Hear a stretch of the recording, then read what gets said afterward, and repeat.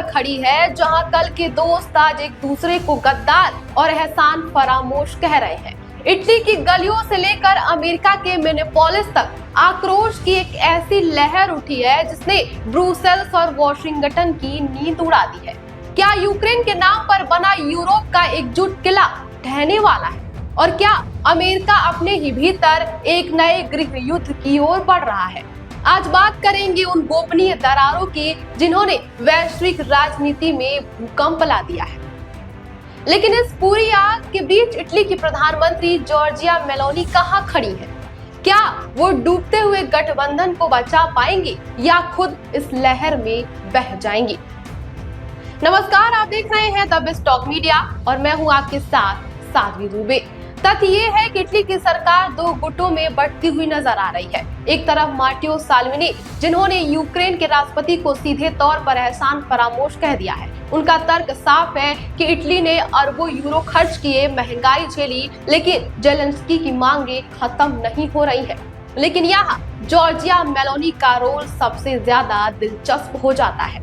Meloni, जो अब तक यूक्रेन की सबसे बड़ी समर्थक रही हैं, अब एक बैलेंसिंग एक्ट कर रही है। एक तरफ उन्हें अपनी सरकार बचानी है, जिसमें साल्विनी जैसे रूस समर्थक झुकाव वाले नेता हैं, और दूसरी तरफ उन्हें पश्चिमी देशों के सामने अपनी राय भी और साख भी बचानी है। इटली की प्रधानमंत्री जॉर्जिया मेलोनी आज एक कठिन दौराहे पर खड़ी हुई है। उन्हें अपनी सरकार के भीतर साल्विनी जैसे कट्टर विरोधियों को संभालना है, जो यूक्रेन को हथियार देने के सख्त खिलाफ। लेकिन मेलोनी की असली ताकत उनकी स्वतंत्र विदेश नीति में दिख रही है।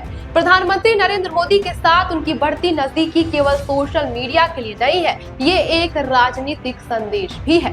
मेलोनी जानती है कि अमेरिका और ब्रुसेल्स की नीतियां यूरोप को आर्थिक गर्त में ढकेल रही है। ऐसे में वो मोदी के भारत मॉडल से प्रेरित दिखती है, जहां देश का हित सर्वोपरि है। मोदी का रूस और यूक्रेन के बीच संतुलन बनाना मेलोनी के लिए एक उदाहरण बन गया है, जिसमें वो यूरोप के भीतर अपनी एक अलग और मजबूत पहचान बना रही है। मेलोनी का मौन और साल्विनी की चीख ये बताता है कि यूरोप का तीसरा सबसे बड़ा पावर हाउस अब यूक्रेन युद्ध से थक चुका है। सिर्फ यूक्रेन ही नहीं, यूरोप अब ग्रीनलैंड के बर्फीले मैदानों में भी अपनी संप्रभुता की जंग लड़ रहा है। तथ्य ये है कि रूस की सैन्य मौजूदगी और चीन के आर्थिक निवेश ने आग की कोई 21वीं सदी का नया हॉटस्पॉट बना दिया है।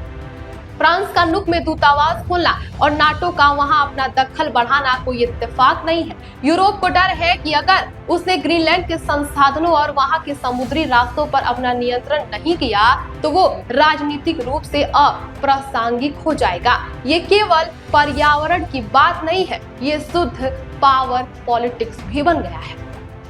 इधर यूरोप बिखर रहा है, उधर अमेरिका अपने ही भीतर एक अदृश्य युद्ध लड़ रहा है। मिनेपोलिस में एलेक्स प्री की मौत और आईसीई के सख्त एक्शन ने पूरे देश को हिला दिया है।